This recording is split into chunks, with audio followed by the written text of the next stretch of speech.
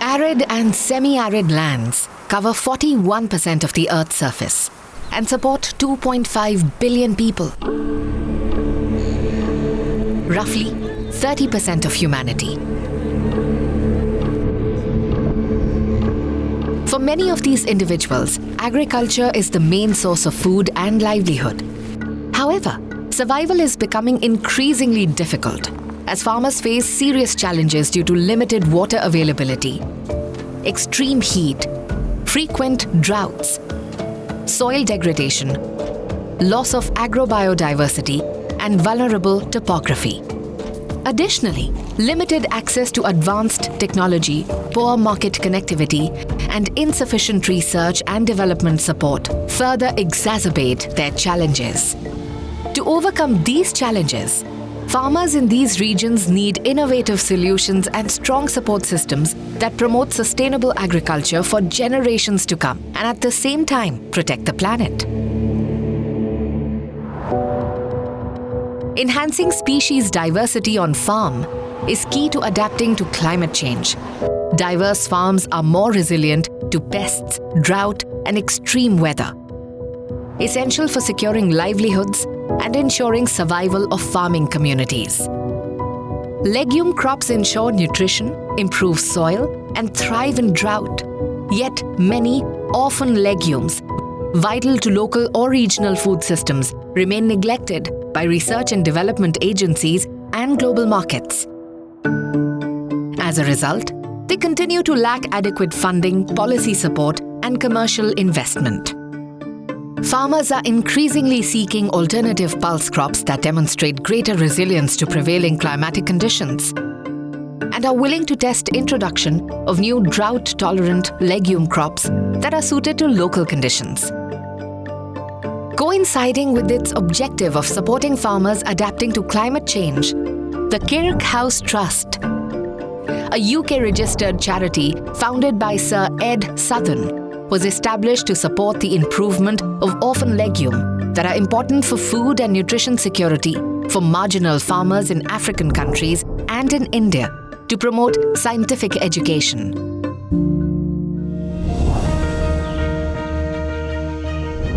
Stress Tolerant Orphan Legume Consortium was founded in 2018 as part of the Indo-Africa Framework for Strategic Cooperation to facilitate the exchange of stress-tolerant orphan legume crops, also known as STOL, among partnering Indian and African institutions. To facilitate seed exchange, an MOU was signed between Kirkhouse Trust and Indian Council of Agricultural Research. There were a number of Indian legumes which were grown in very marginal areas, particularly in Rajasthan, also in Karnataka. We had this idea that maybe promising to see whether we could introduce these Indian legumes into Africa, and that was the origin of STOL. In 2012, it was clear that cowpea, which is a major legume crop for Africa, was beginning to fail because of climate change. In response to this, the Kirkhouse Trust initiated a program of research on orphan crops, which are known to be drought tolerant. And we call this STOL, the Stress Tolerant Orphan Legume Program. So Kirkhouse already had some experience of supporting research on some of these crops in both India and Africa. And we formed a collaboration between research institutions in 8 African countries and India. For these studies, it was important to find partner countries based on their climates. The field trials needed to be in places which were hot and dry. The STOL Consortium initiative was launched with a workshop held in Tanzania that gathered scientists from 9 African countries and India to discuss and identify appropriate orphan legumes and to evaluate the status of germplasm collections across multiple gene banks and breeding programs. The partner countries include Senegal, Burkina Faso, Mali, Ghana, Niger, Nigeria, Namibia, Tanzania, Uganda, India. 7 legumes were identified as priorities in this workshop: moat bean, mung bean, horse gram, dolikos, bambara groundnut, marama bean, and tepary bean. These legumes have potential for economic use by farmers in challenging environments. STOL partner countries, with their native legume crops diversity, decided to share selected elite germplasm material among themselves, promoting agricultural cooperation under its South-South commitments. Selected germplasm were exchanged through bilateral material transfer agreements, guided by the International Treaty on Plant Genetic Resources and Nagoya Protocol on Access and Benefit Sharing. Each transfer requires phytosanitary certificates to confirm seeds are pathogen-free. On arrival, seeds were quarantined or screened for pests before distribution. Through this process, the STOL program ensures every seed batch is carefully documented, tested and stored under controlled conditions, ensuring that only pest-free seeds are introduced into the country's agricultural ecosystems.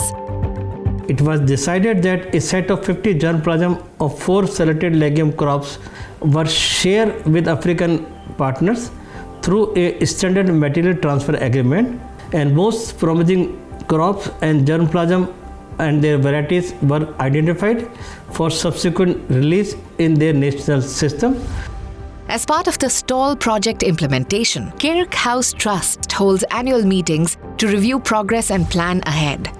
Its consultants also visit field sites across countries to validate performance and train local staff in conducting field trials, data documentation, and analysis.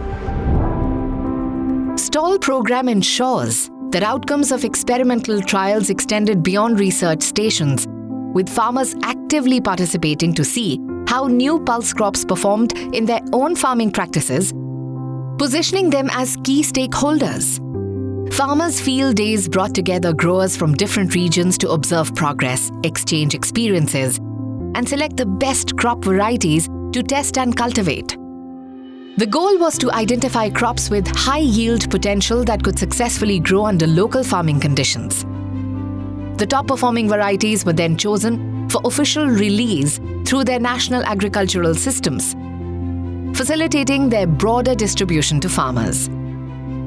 We train young scientists in plant breeding. We'll be benefiting a lot of farmers in Africa. We are testing some new legumes like mung bean and moat bean, bambara groundnut, that will be very, very good in terms of increasing their incomes, but so increasing also their food security. Bi ñuy béy ñebbe ji yaakaar naa buñ ko béyee fii ba ñëpp am si dina am njëriñ parce que ñebbe ji am na njëriñ baax na si nit baax na ci mag baax na ci xale baax na it ci jigéenu wërut baax na it ci jur yi nekk ci kër gi encore ñebbe dafa am poids boo xam ne yow boo ko lekkee ci sa bopp dina la defal njëriñ boo xam ne ci sa bopp boo feebaree sax jarul ngay dem hôpital di wut ay médicaments jarul ngay wut leneen di naan parce que am na fer. Bambara groundnut, a traditional African legume, thrives in harsh, low-input conditions, making it ideal for climate-resilient farming in sub-Saharan Africa and a potential introduction to India and other countries with similar agroclimatic conditions.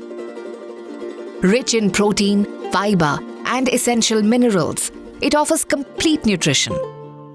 Targeted investment in breeding high-yielding, pest and climate-resilient strains is crucial to position it as a key crop for sustainable agriculture and food security. And Bambara looks like it could be a really good replacement in those times when the climate is really, really harsh, very dry, and very hot, in this way that the farmers would have a backup crop which they could grow as the climate begins to change. Marama bean is a drought-tolerant perennial legume that thrives in arid, sandy soils of Africa, where few crops survive, making an ideal crop for regions like Rajasthan and India, especially for soil conservation and a good source of fodder for animals. Marama bean is a great plant.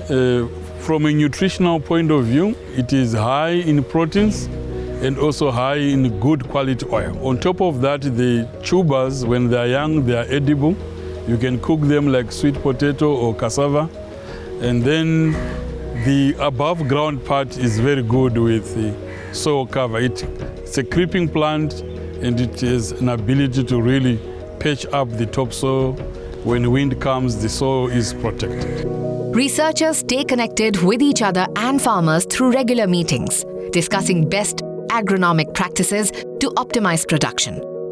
नए जो बीज आए हैं तो इन बीजों से जो production है वो हमारा काफ़ी बढ़ गया है, पहले से काफ़ी बढ़ गया है. Women play a key role in cultivation and thus contribute to farming systems and community development. As these crops are new introductions, scientists and farmers learn for their cultivation and to process them into nutritious foods and marketable products. Such information is well documented in a series of monographs published and disseminated by Kirkhouse Trust. This increases demand, enhances farmer income, and supports long-term food security. Regarding the advantages of this legume in terms of enriching soil fertility and also retrieving, turning dry land to green land, these crops will help us to move from the point of insecurity, nutritional insecurity, and to better condition and offer more chances to people to feed themselves and to enrich their soil and to feed also their livestock. I make kind of group of YouTube. So in any way, Timon, a beer true, you young than a bear. I'm going to Swazi process they settle. Did this. It may be a true, you young than a bear. A pinna time, a bakwatia, or togem. A primary goal of the STOL consortium is to identify crops for future breeding programs. This proactive strategy underscores the consortium's commitment to advancing agricultural research and promoting sustainable farming practices. The next phase will also be a collaboration between Indian scientists and African scientists, and this is both for exchanging germplasm but also for tackling together the same constraints. So there are a number of improvements that will make this crop more suitable for production and consumption. By introducing and promoting a wide range of resilient legumes, STOL Consortium is reinforcing its commitment to food and nutrition security, resilience, and economic stability for millions. We are very thankful to the Kirkhouse Trust for extending this program for another 5 years till 2030. I'm thankful to the Kirkhouse Trust to fund this program, and also to our all STOL partners who took a lot of interest in successful implementation of this program in their respective countries. It is encouraging that STOL is now ready to progress to phase 2, and we have high hopes that this next phase will also achieve its objectives. Continuing support for research on these orphan legumes is essential because of the impact of climate change that is still developing, and the need for crops which can better withstand an increasingly challenging environment just continues to grow. This initiative is not merely about cultivating crops. It's about creating opportunities, strengthening communities, and ensuring a brighter future for generations to come.